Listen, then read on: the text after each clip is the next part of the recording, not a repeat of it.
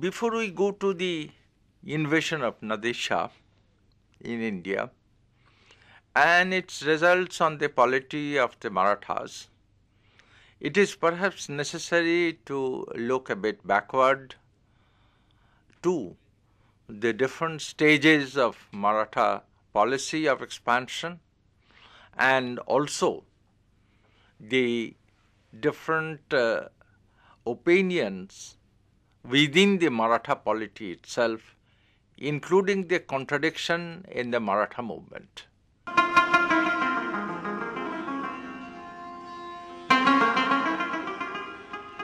The Maratha policy of expansion has been divided into three stages.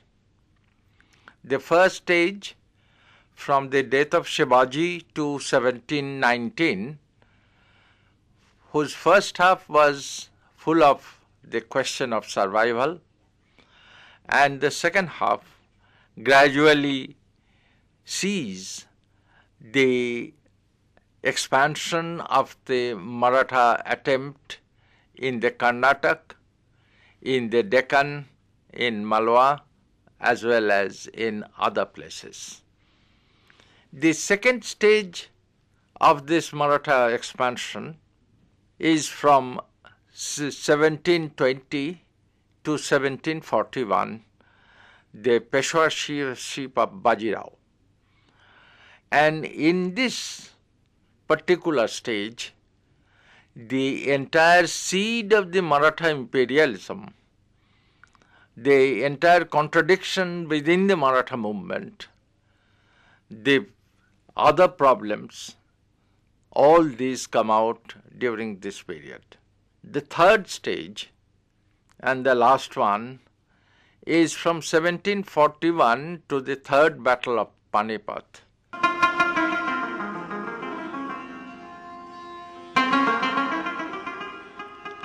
First, we will see very briefly the nature of the Maratha movement after Shivaji. The Maratha movement was a very complex one. It was complex because it started with a socio-religious reform movement with some cry for independence, for good administration, and so on and so forth. These were not a very consistent one in that sense, and it involved much of religious thought. But it sees itself in the Shivaji's policy of Swarajya, in the Shivaji's policy of Hindu Padshaahi. But along with this, after the death of Shivaji, the principal problem was the peasants. Due to the Mughal invasion, the Maharashtra or the Hindu Rajya of Shivaji was almost devastated. And after the death of Shivaji, the peasants were neglected and their condition deteriorated. It is in this situation that we see the attempts of the Maratha Sardars. During the first stage, particularly in the second half of the first stage, we see that the Maratha Sardars were making their own attempts individually without a central leadership to the North Indian possessions, the possessions of the Mughals, the Mughal territories, etc. These Maratha Sardars were becoming more or less autonomous. Earlier they were under the rigorous control of Shivaji, but now they are autonomous and they do not want to lose their autonomy. Actually, these Maratha Sardars come from very humble families, some almost without any education proper in that sense, and they are not concerned with the socio-religious reforms. They are not concerned either with the peasants, unless it touches his own interest. So therefore, there is a contradiction between the dominant element of the Maratha polity, the Maratha Sardars, and the basic element of the socio-religious reforms that particularly inspired Shivaji to his Swarajya.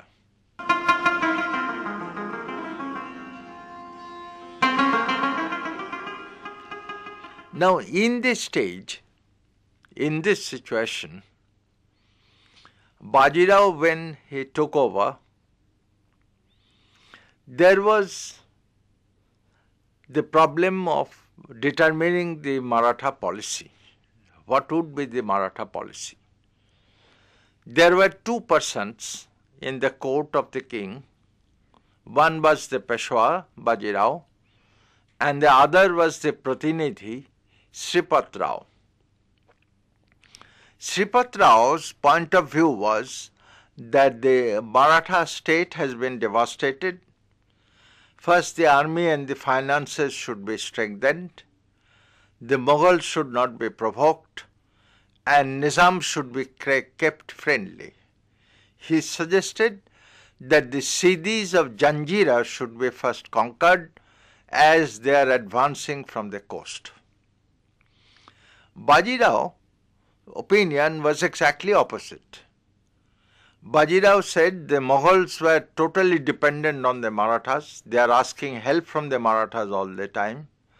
Nizam will be surrounded if we get Gujarat and Malwa, and he will be cut off from Delhi.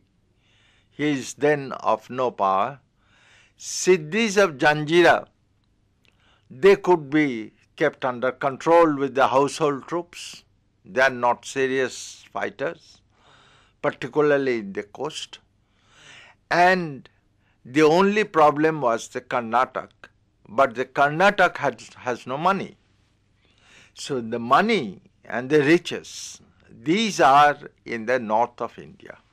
So therefore, he stated that the Maratha policy should be to plunder the rich areas of the north to get the financial strength, and ultimately the Marathas will plant their flag on the bank of the Indus. This was the vision of the Hindu Padshahi. But Bajirao was a very practical man.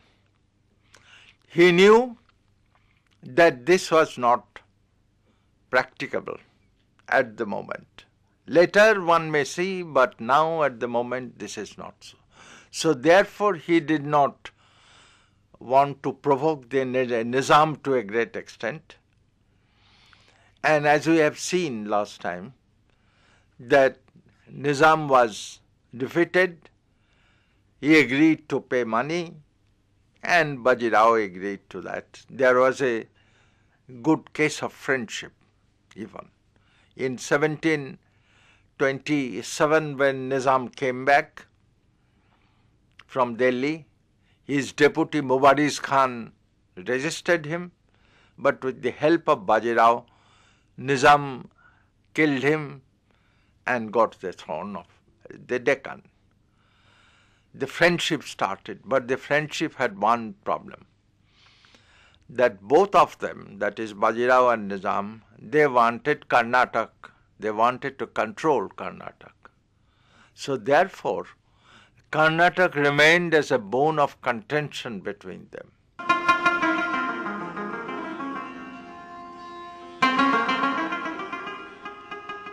Meanwhile, in the Mughal camp, two parties had already been formed.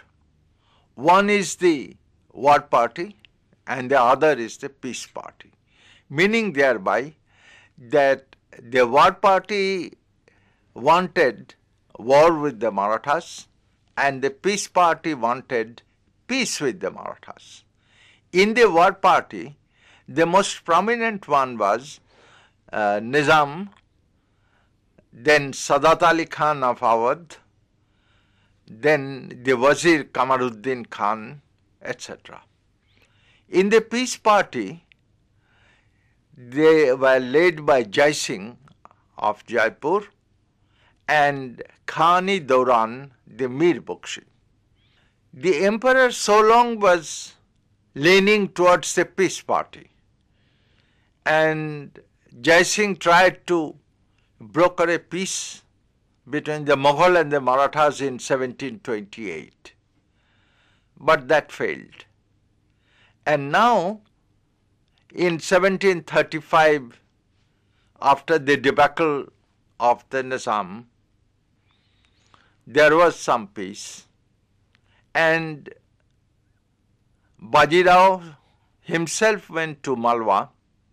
His mother had gone on a pilgrimage to North India, and Bajirao's policy was to contact the members of the peace party to speak in their favor.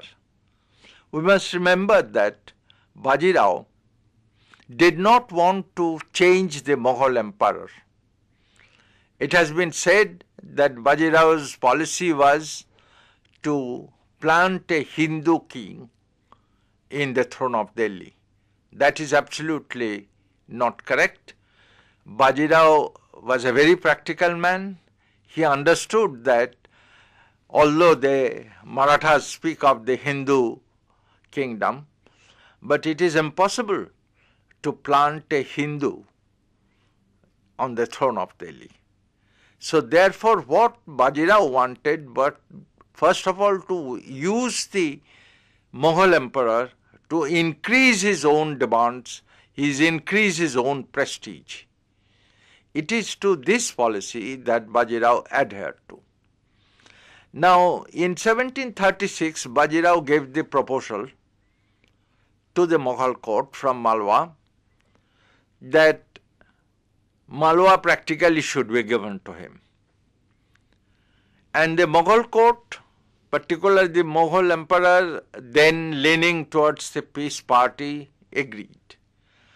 But Bajirao, at the last minute, again gave a fresh proposal, which meant that the Mughals would practically be out of Malwa and Gujarat, and they would have to pay a lot of money.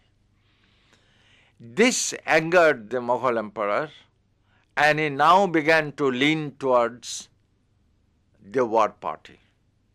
Bajirao came back from Malwa, waited there for 1 year, then came back, and then started for North India. He reached Agra in 1736. The Mughals sent a huge army, and as I have said last time, Bajirao bypassed them and reached before the gate of Delhi.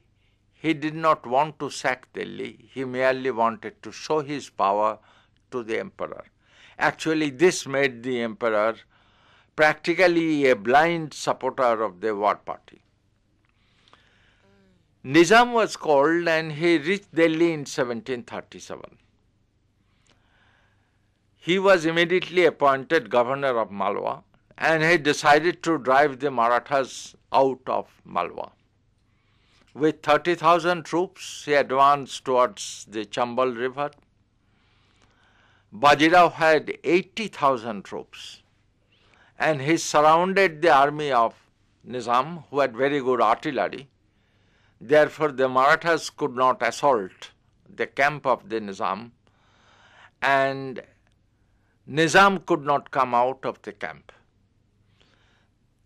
Actually, a famine started within the camp, and Nizam had to surrender, agree to hand over Malwa, and pay 50 lakh of rupees to Bajirao.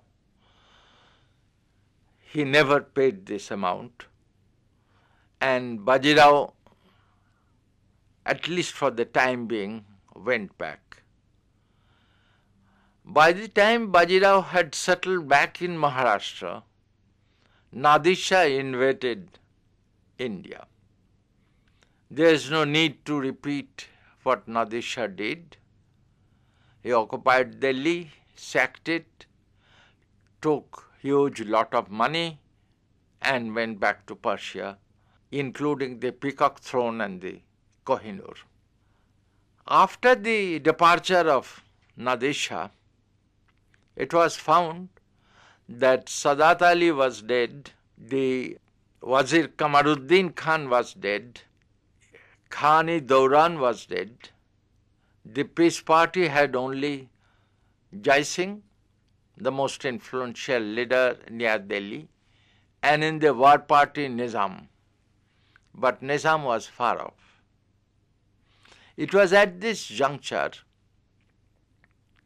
that Bajirao determined to force the issue.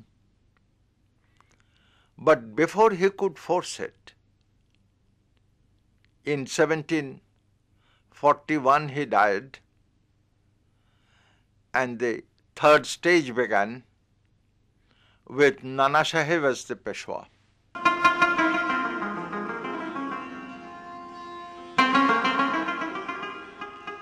Nana Sahib was not a general. He did not come from the military rank. He was far more practical in diplomacy, but he did not know much of the situation in North India, because the last time he visited was in 1748. Now in 1741, Jai Singh managed to bring a peace treaty between the Mughals and the Marathas. The terms were very simple. Bajirao, or the Peshwa, then Nana Sahib, would be the governor, actually deputy governor under a prince who will never go there, and Chaut and Sardeshmukhi would be levied from Gujarat and from Malwa. Instead of 50 lakh of rupees which they demanded, 15 lakh should be given to them, and instead of the rest of the money, Chaut of Bengal, Bihar and Orissa were ceded. Now it is one thing to cede the Chaut of Bengal, Bihar and Orissa in paper. It was another thing to collect it. Shahu, the king of the Marathas, appointed Raghuji Bhosle as the person to collect this amount, and the area belonged to him. In 1741, Raghuji Bhosle appeared in Bengal. He returned with some money, and then again came back annually every year from 1743 onwards, ravaged the areas, Midnapur particularly, even reached once near Murshidabad, and Orissa. Finally, in 1751, Alibardi Khan, after desperate resistance, decided to call a halt to these wasteful programs, and then signed a treaty with him, with Raghuji Bhosle, that an annual Chaut of 12,000 rupees would be given to him each year, and in Odisha there would be a Maratha governor appointed by Raghuji who would practically control the entire Orissa. Orissa was ceded to the Marathas underhand. But this was not the only thing that Nana Sahib did. There was the question of the Deccan, because Nizam died in 1748. And after the death of Nizam, the French General Bussy became the controller of Hyderabad with his French troops. The Marathas now demanded Chaut. Bussy resisted. He was defeated, And in 1751, he was forced to cede a part of the Hyderabad area, including Khandesh, to the Marathas, along with the right to levy chauth. So these are the two principal gains of the Marathas during this stage, after 1741.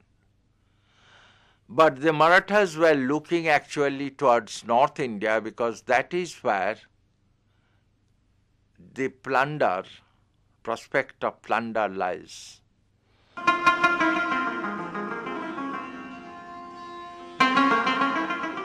In 1741 treaty, there was a clause that the Marathas would not cross the Chambal river, that is, they would not come to North India. So the Marathas continued to maintain that. But in the meanwhile, an opportunity came before them to intervene in the north. The princes of Rajasthan, instead of uniting them against the Marathas, began to fight among themselves. And even within a princely family, there were succession problems, succession fights, and so on. Now, earlier, the Mughal emperor used to decide those cases. There were cases even during the time of Aurangzeb when the state was taken over by the Mughals for the time being, and so on and so forth. Now the Marathas, instead of the Mughals, became the supreme power by deciding these cases. With their force, they decided cases in favor of one or the other. And then they began to settle down there, taking their chauth and Sardeshmukhi, etc., in violation of the Treaty of 1741. At one point of time, it was becoming a case of clear oppression, because the people of Rajasthan, particularly the peasants, were not rich. It's a very deficit state. Most of the Rajput princes and the nobles, they had their jagirs elsewhere, outside, from where their income comes. Most of the peasants, if they can, they join the Mughals in the army to fight.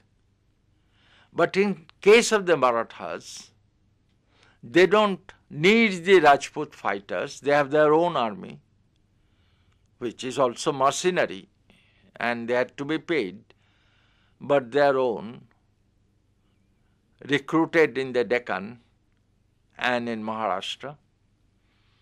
And they now began their oppression on a very large scale. The inevitable result was in 1751, there was a revolt in Rajasthan against the Marathas, for which Scindia and the Holkar should be made totally responsible, not the Peshwa or the king. Because Scindia and Holkar did this kind of oppression, tried to get this amount of money by force. On one day, the citizens of Jaipur rose in revolt and killed all the Marathas who were there, including the Maratha general and the Maratha representative. It heralded the revolt in the countryside, and any Maratha found anywhere was killed. This was the biggest blow to the Marathas in North India, not the defeat so far, but the massacre of their citizens, massacre of their armies. Up to 1752, they could not take any decision, and we do not go beyond 1752. Nana Sahib as a Peshwa was a very cultured man. During his time, he brought the Brahmins and the merchants from outside to settle in Pune, erected excellent buildings in Pune itself, made it a cultural center of Maharashtra, of the area. But he was, as I have said, a very poor general. And the problem is, for him, that he wanted not to fight in northern India because that would involve money. The finances would be in disarray. New investment has to be made, because most of the Maratha soldiers had to be paid. But the Maratha Sardars, they do not want to remain idle. They wanted their autonomy and their plunder both at the same time. So therefore there was a pressure from below, one might say, of the Maratha Sardars on the Peshwa, and there was a pressure from the higher up, finances, army organization, viability of the state, to keep the status quo, not to go in for very deep fighting. A small plunder here and there is all right, but a detailed involvement in the fighting, Nana wanted to avoid. But after 1752, when the Duranis came to India to invade, he was unable to control his Maratha Sardars. Actually, Bajirao, during the time of Nadir Shah, was ordered by Shahu to join the Mughals.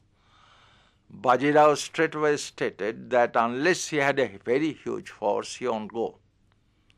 His force was then besieging the western coast of Basin from the Portuguese. Nana followed that kind of a policy, that without a huge force, this cannot be done, but there is no money to pay for the huge force, so therefore this cannot be done. But then circumstances led him to do exactly what he wanted to avoid. And in the Battle of Panipat, 1/3 of the Maratha flower lay on the field, with Maharashtra polity totally decimated.